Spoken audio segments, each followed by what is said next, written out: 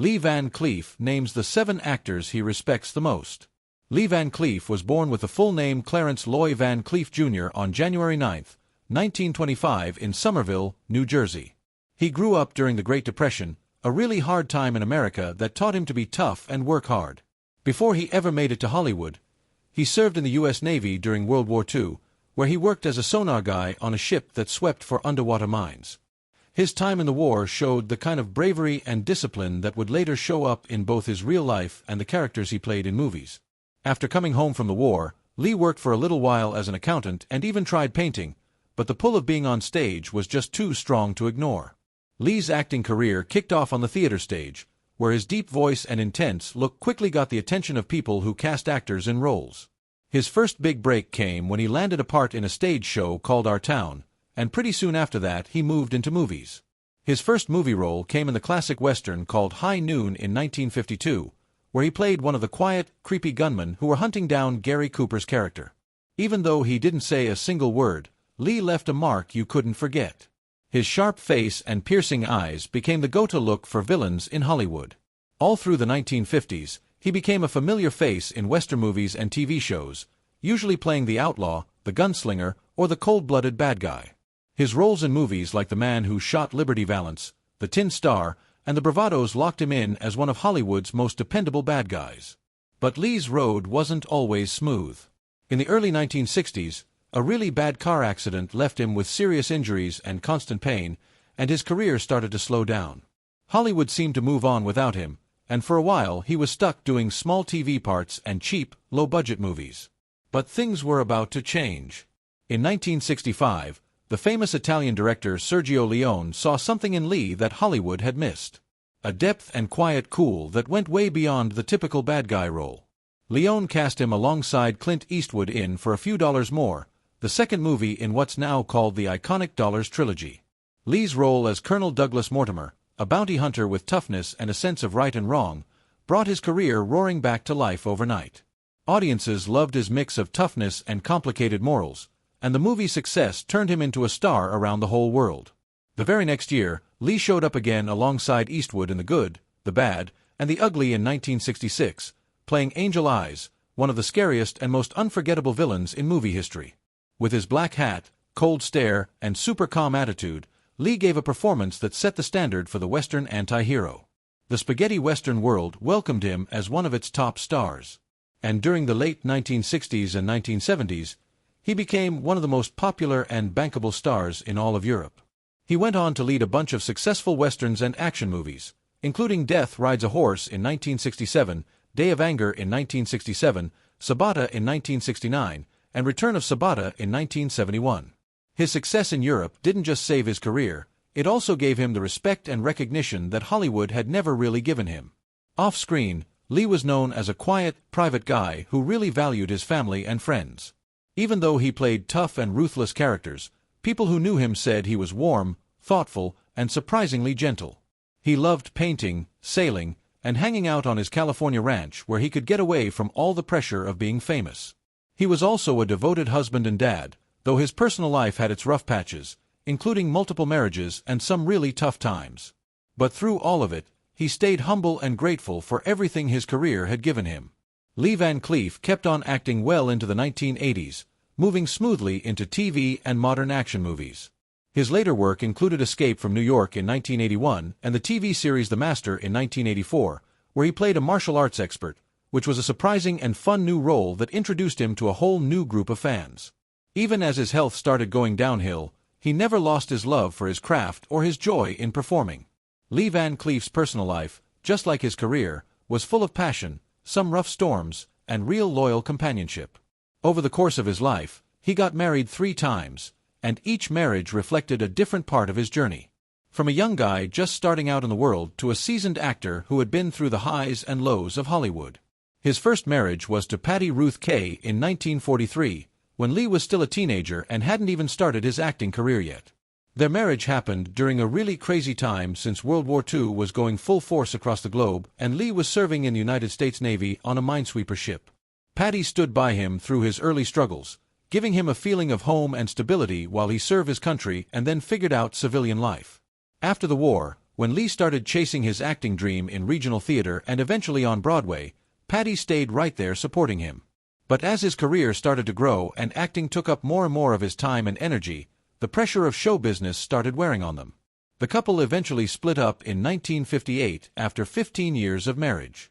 Even though things ended between them, Patty had been a really important part of Lee's early years, watching him go from a Navy vet to a Hollywood actor. 2 years later, in 1960, Lee got married for the second time to Joan Marjorie Drain, a marriage that would last for almost 15 years. By this point, Lee's career had picked up a lot of steam. He had appeared in tons of westerns and crime dramas and had made a name for himself as one of Hollywood's most recognizable character actors. Joan was with him during some of his most important years as an actor, including the time when he went from supporting roles in American movies to becoming an international superstar in Europe, especially with the rise of the spaghetti western. It was during his marriage to Joan that he starred in Sergio Leone's iconic movies For a Few Dollars More in 1965 and The Good, the Bad, and the Ugly in 1966, which turned him from a familiar face into a full-on legend. The two of them shared a busy life together, splitting their time between movie sets, traveling, and family. But the demands of Lee's career, mixed with the pressure of fame and long stretches away from home, started creating more and more tension between them.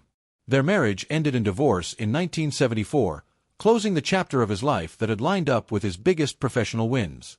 2 years later, in 1976, Lee Van Cleef found love again when he married Barbara Havalone, who would stay his wife until the day he died.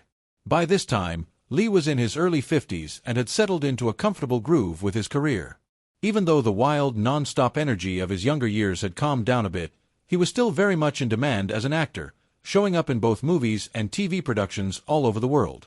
Barbara brought a sense of peace and steady companionship to his later years, giving him emotional support and stability as he dealt with health problems, including heart issues that would give him trouble for a big part of the rest of his life. Theirs was a loving and lasting relationship built on mutual respect and quiet devotion. Barbara often went with him to premieres and film festivals where fans cheered him as one of cinema's most unforgettable faces. Lee and Barbara stayed together right up until he passed away in 1989, and by all accounts, she was deeply devoted to him during his final years. Their marriage was proof of the peace he found later in life after decades of hard work and personal struggles. All throughout his long and varied career, Lee Van Cleef worked alongside some of Hollywood's greatest stars and directors. Known for his sharp features, powerful screen presence, and one-of-a-kind charisma, Lee earned his reputation as one of the most memorable figures in Western cinema. But even though he often played tough, quiet gunslingers, he was a really deep and thoughtful person off-screen. In a very honest interview late in his life, Lee looked back on the people who had influenced and inspired him the most. "There are 7 actors I truly respect," he said, "not just for their talent, but for the kind of professionals they were, dedicated, real, and honest about their work." Lee started his list by naming Clint Eastwood, the man who helped completely turn his career around during the 1960s. "Clint has a quiet strength that you can't fake," Lee explained. "When I worked with him on For a Few Dollars More and The Good, the Bad, and the Ugly, I saw a man who let his actions do the talking. He didn't try to steal scenes. He just was the scene. That kind of confidence and calm is really rare in this business." Lee gave Eastwood credit for teaching him the power of keeping things simple in acting, the idea that one glance or a pause could say more than a whole page of lines. "Clint showed me that silence could speak volumes," he added. "And in a Western, that's gold." The next person on Lee's list was Henry Fonda, whose professionalism made a lasting impression on him. Fonda was the kind of actor who made everyone around him step up their game. Lee said he never overacted, never showed off. There was always this honesty in his performances, a sort of moral backbone that came through. Even when he played dark characters, Lee admired Fonda's ability to mix holding back with deep emotion, saying, "He reminded me that true acting isn't about shouting louder. It's about making people believe you mean every word." Lee also said he had a lot of admiration for Gary Cooper, who he called a master of the Western soul. Cooper could stand still in a frame for 30 seconds, say nothing, and still make you feel everything, Lee remembered. He had that old-fashioned dignity. He didn't need to prove he was the hero. He just was. Lee often pointed to Cooper's High Noon as one of the best examples of pure character-driven storytelling in American cinema. "That picture said everything about courage and loneliness in the West," he said. And Cooper carried it all on his shoulders without ever breaking a sweat. Another name on Lee's list was Charles Bronson, who he admired for his toughness and humility.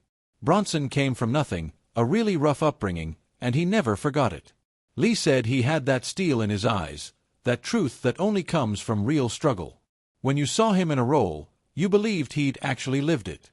Lee and Bronson shared a mutual respect as two guys who made it to stardom later in life, often after years of being cast as bad guys or side characters. We understood each other, Lee reflected. We knew what it meant to earn every inch of respect we got. He also spoke warmly about Eli Wallach, his co-star in The Good, the Bad, and the Ugly. Eli was a powerhouse, Lee said with a grin. You could never outwork him, never outthink him. He'd come to set knowing every single detail about his character's life. Where he was born, what he ate for breakfast, everything. He taught me that a good actor doesn't just play the part, he becomes it. Lee said Wallach's sense of humor and smarts brought balance to even the grimmest scenes. He was the spark that kept the movie alive, he added. Among his 7 most respected peers, Lee included John Wayne, even though their acting styles were really different. Duke was larger than life. He said he had his own way of doing things and it worked. Some people called it old-fashioned, but to me he represented a kind of American legend. He carried the West in his stride. Even though they never became close friends, Lee deeply respected Wayne's rock-solid work ethic and his loyalty to the genre that made them both famous. He never pretended to be anyone but himself, Lee noted, and that's something rare. Last on the list, Lee mentioned Yul Brynner, a name that might surprise some fans. Yul was elegance and danger all rolled into one. He said he could walk into a room and command it without saying a word. I respected that. He brought sophistication to the Western, showed that a gunslinger could have mystery and class. Lee admired Brynner's stage discipline and his ability to move smoothly between movies and theater. He had that royal bearing, he said. He made the cowboy look like a king. Looking back on his list, Lee summed up what he admired in one simple idea. What I respect most in an actor is truth. Doesn't matter if you're playing a hero or a villain. If people believe you, then you've done your job. These 7 men, he said, showed that truth every single time the cameras rolled. They weren't just actors he respected. They were reminders of the kind of real and honest performer he spent his whole career trying to be. And in that way, Lee Van Cleef's list of 7 wasn't just a tribute to other people. It was a quiet look in the mirror at the kind of man he truly was. Lee Van Cleef passed away on December 16, 1989 at the age of 64 from a heart attack made worse by throat cancer. His death marked the end of an era for classic Western cinema. Yet his legacy lives on in the countless actors and filmmakers he inspired and in the lasting power of his performances.